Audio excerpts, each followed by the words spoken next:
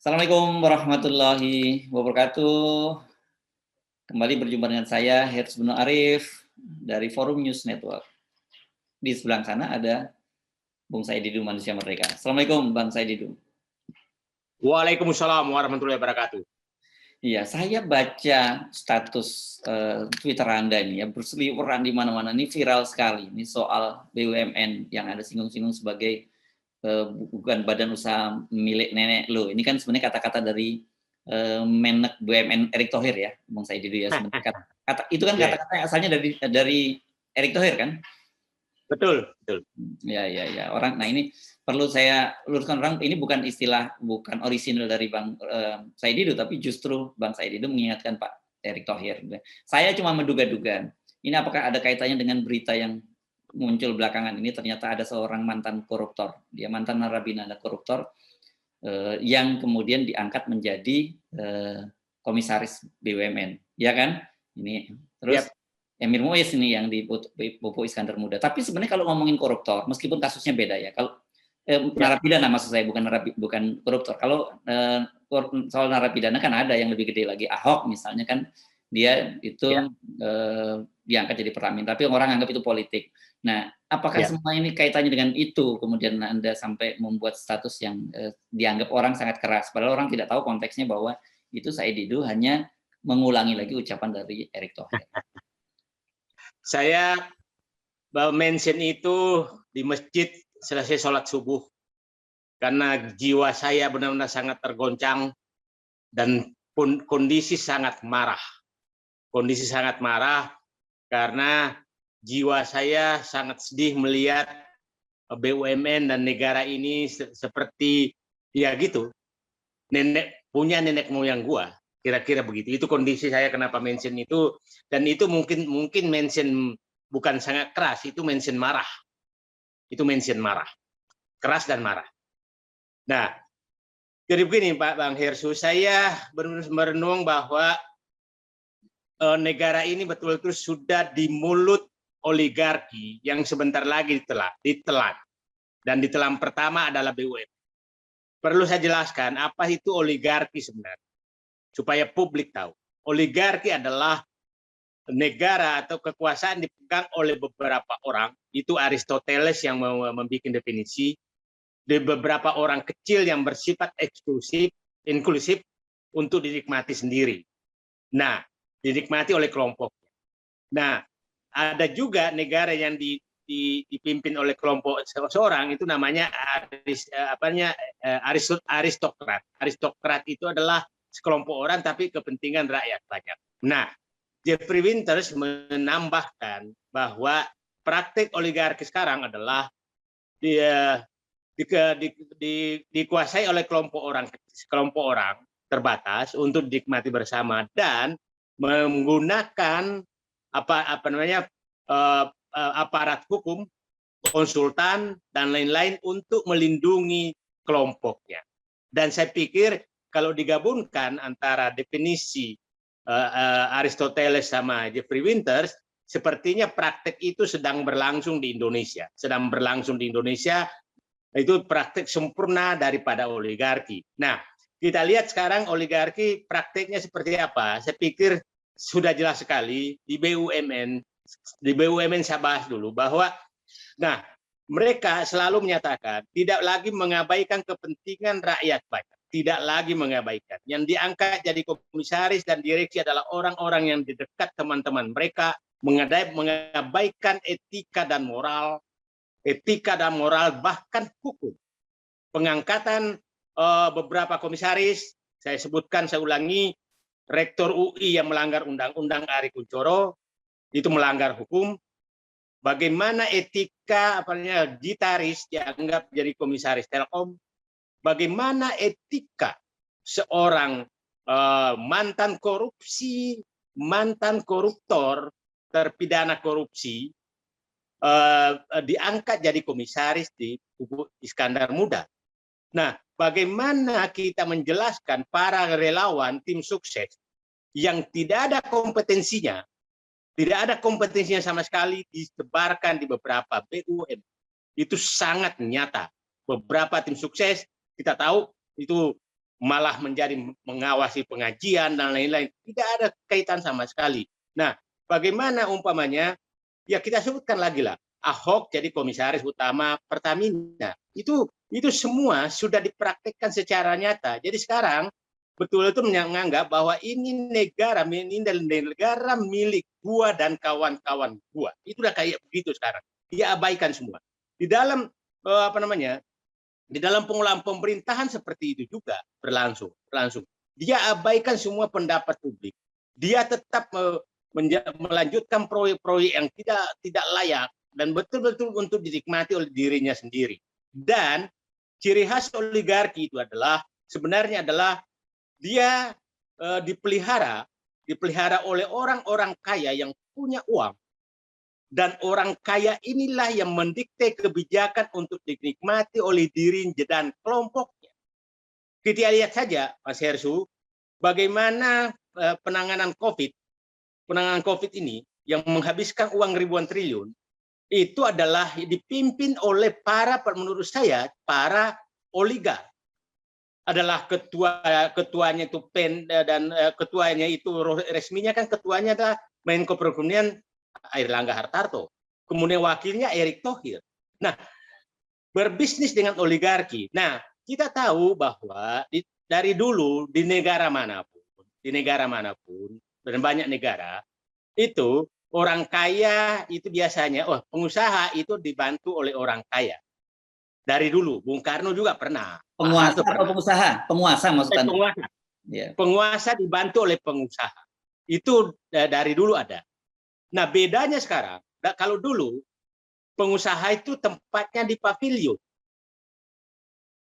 Di pavilion, tidak masuk di rumah utama. Nanti dipanggil kalau dibutuhkan. Aku butuh begini, gitu kan?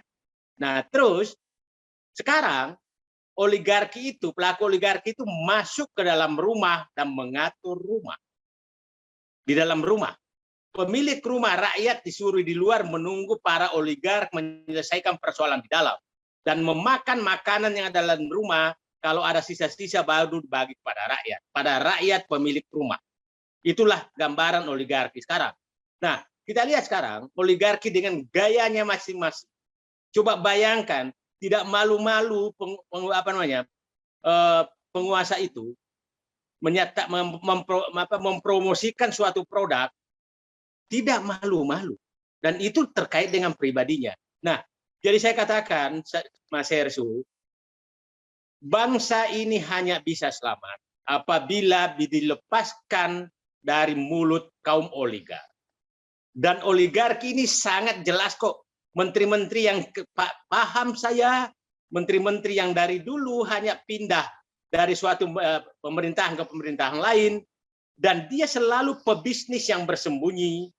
Dan yang menarik, Mas Hersu, yang dianggap sekarang dulu oligarki itu adalah kaum etnis tertentu, ya kan, yang di ini. Tapi sekarang etnis itu bukan dia lagi, dia hanya juru bayar pada kaum oligark yang ada sekarang. Oligarki yang ada sekarang adalah oligarki bukan lagi etnis tertentu. Kalau oligarki dulu, etnis tertentu itu selalu di pavilion tempat. Sekarang ini di dalam dan menjadikan para etnis tertentu itu sebagai juru bayar atau untuk kenikmatan sendiri. Saya ingin menyatakan bahwa yang paling bahaya memang itu adalah bahwa penguasa diisi oleh pengusaha. Politisi diisi oleh pengusaha. Dan sekarang semua adalah mulai dari bupati, gubernur, DPRD, DPR, presiden, menteri, isinya adalah pengusaha. Ya, ini itu kalau Bang Rizal Ramli menyebutnya peng-peng ya, pengusaha ya, penguasa ya. Nah, ya. Ini memang menarik karena saya juga pernah mendengar ini semacam gambaran situasi sekarang itu yang disampaikan oleh senior kita Bang Fahri Ali. Dia menyatakan gitu, kalau di masa Pak Harto itu para pengusaha itu dikendalikan oleh penguasa. Gitu itu ya, itu pada Pak Harto kan bagaimana mengendalikan para penguasa. Betul. Walaupun kemudian ada konsep waktu itu dianggap beliau ingin mengejar pertumbuhan kan dampaknya pada trickle down effect nanti walaupun itu tidak terjadi. Nah, kalau sekarang sebaliknya, justru pengusaha itu, penguasa itu justru tunduk pada pengusaha karena memang yang membiayai mereka untuk pilpres, untuk naik ke ke parlemen dan sebagainya itu semua pengusaha. Ya, jadi saya pikir sudah saatnya kita berpikir bahwa negeri ini harus selamatkan dari sistem yang ada, bahwa orang-orang yang punya uang bisa membeli kekuasaan. Kalau sistem ini terus begini, maka orang yang punya uang membeli kekuasaan. Nah, sehingga penguasa lah yang menentukan siapa jadi bupati, siapa jadi gubernur, siapa jadi presiden. Penguasa yang menentukan. Nah, penguasa ini kemudian itulah yang membagi-bagi kekuasaan dan untuk kenikmatan dirinya. Kita lihat, tidak malu-malu, Mas, tidak malu-malu itu para pengusaha itu masuk menjadi penguasa dan ketawa-ketawa bersama grupnya, dan itulah grupnya menikmati kekuasaan ini untuk kekayaan dirinya. Itu dan menurut saya orang-orang ini penguasa yang berangkat dari pengusaha dan dari pengusaha itu biasanya sensitivitas kepada rakyat, nasionalisme, integritas itu pasti rendah karena dia tidak pernah mengalami perjuangan, tidak pernah mengalami perjuangan menderita bersama rakyat. Nah, ini sekarang hampir semua yang ada dalam itu adalah mereka. Nah, ini saya pikir tinggal menunggu waktu bahwa negara ini betul-betul pesta para oligark, dan kita bisa tahu satu demi satu yang ada dalam kabinet, dalam penguasa itu adalah orang-orang yang pelaku oligark sekarang. Itu pelaku oligark. Ya, betul. Jadi kalau sekarang ini banyak sekali mereka yang jadi menteri, bahkan sekarang duta besar juga mulai diisi oleh pos-posnya para pengusaha ini, atau setidaknya orang profesional dari pengusaha itu, kan begitu ya? Jadi sekarang ini seakan-akan tidak ada jalan lagi bagi Anda yang punya idealisme, yang bagi Anda yang punya jiwa untuk memperjuangkan kepentingan rakyat, itu tidak ada tempat bagimu di negeri. Tidak ada tempat. Yang ada tempat adalah orang yang bisa mengumpulkan uang dari bisnis dan membayar kekuasaan, membayar aktivis, merubah penegak hukum, merubah konsultan-konsultan untuk membenarkan langkah mereka. Saya ulangi tadi, Jeffrey Winters menyatakan oligarki sekarang makin sempurna karena penguasa yang isinya beberapa elit membayar konsultan, membayar penegak hukum, mengikuti lembaga-lembaga untuk mendukung apa yang diinginkan oligarki. Kita lihat prakteknya sekarang, karena dianggap KPK sebagai penghalang oligarki, maka KPK dilemahkan, ya kan? Dianggap bahwa DPR selalu mengganggu, menghambatnya oligarki, maka ketua-ketua partainya dijadikan menteri, kemudian ketua-ketua partainya itu dipelihara oleh oligarki, sehingga tidak ada suara rakyat sama sekali. Dan saya pikir mungkin suatu saat sejarah mencatat bahwa praktek oligarki yang sempurna di Indonesia adalah terjadi antara 2019 sampai sekarang. Itulah praktek oligarki tersempurna. Oke. Kalau gitu apa rekomendasi Anda yang konkret, Bang Said Didu? Ya, saya hanya menyatakan rakyat harus menyadari bahwa ini negaranya sedang di mulut oligarki. Dan mari kita semua melihat siapapun yang mempraktekkan kekuasaan untuk kepentingan dirinya, maka rakyat jangan takut untuk mengkritik dan mengingatkan mereka. Seperti saya sudah marah sekali tentang BUMN, karena moralitas sudah dibuang sedemikian rupa, ya mungkin mereka itu adalah mention saya marah. Dan rakyat berhak marah. Kenapa berhak marah? Karena mereka diberikan mandat kekuasaan dari rakyat, dan diberikan gaji dari rakyat, diberikan fasilitas oleh rakyat, tapi digunakan kekuasaan itu untuk kepentingan kelompoknya dan kekuasaannya lebih lanjut. Nah, rekomendasi saya adalah sistem negara ini harus diubah. Contoh saja begini. Mungkin saja begini untuk menghindari oligarki, bahwa pengusaha yang omsetnya sekian batas tertentu tidak boleh menjadi anggota DPRD, tidak boleh menjadi anggota calon bupati, yang tidak boleh jadi menteri sekian omsetnya, itu bisa diatur sedemikian rupa sehingga pengusaha itu tidak menjadi penguasa. Pengusaha tidak menjadi penguasa. Nah, sekarang oligarki ini betul-betul penguasa. Mohon maaf aja, cendekiawan juga dibayar, mahasiswa dibayar, aktivis dibayar, mohon maaf, ulama, tokoh agama juga dibayar demi mengamankan oligarki, kekuasaan dan kenikmatan yang dimiliki oligarki. Semua dengan uang. Ya, oke. Jadi sempurnalah sudah ya, Bang Said Didu ya. Oh ya, itu sempurna sekali dan saya pikir ini bukan orang ini memang orang yang membangun oligarki dan menikmati oligarki tersebut. Nah, membangun oligarki menikmati. Jadi begini, coba lihat Mas, siapa sih menteri-menteri sekarang? Kan pelaku-pelaku usaha yang kita tahu sebenarnya, cuma kalau disebutin sekarang kan ditangkap kita. Kita tahu bahwa dia tuh tukang goreng usaha di mana-mana, terus jadikan menteri dan dilanjutkan cara itu di dalam. Nah, selalu dikatakan oleh mereka bahwa demi rakyat. Kapan mereka menunjukkan membantu rakyat? Tak pernah. Yang dia adalah mengeruk keuntungan di negeri ini dengan kekuasaannya untuk kepentingan diri dan kelompok. Itu sangat jelas. Yes. Baik. Oke, clear Bung Said Didu. Nanti kita bahas lagi ya. Ini baru kita bahas oligarki di kalangan BUMN karena memang spesialisasi Anda dengan background Anda di BUMN ya. Nanti tapi penting disampaikan pada publik bahwa oligarki tidak hanya bermain di BUMN, tapi di semua sektor pemerintahan, di sektor kekuasaan mereka bermain semua. Itu ya yang harus kita garis bawahi. Ya.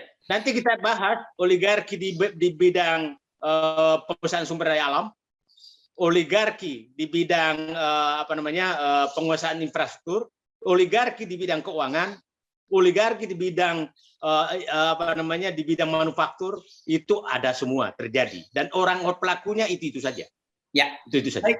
Terima kasih Bang Said Didu. Assalamualaikum. Terakhir Mas saya bilang, saya tidak menyatakan, ya saya katakan tadi, ulangi, dulu oligarki, dulu pengusaha itu tetap tempatnya di pavilion dari etnis tertentu sehingga gampang diawasi. Sekarang oligarki ini adalah bukan etnis mayoritas yang berada di dalam rumah. Baik, terima kasih Bang Said Didu. Assalamualaikum warahmatullahi wabarakatuh. Waalaikumsalam warahmatullahi wabarakatuh.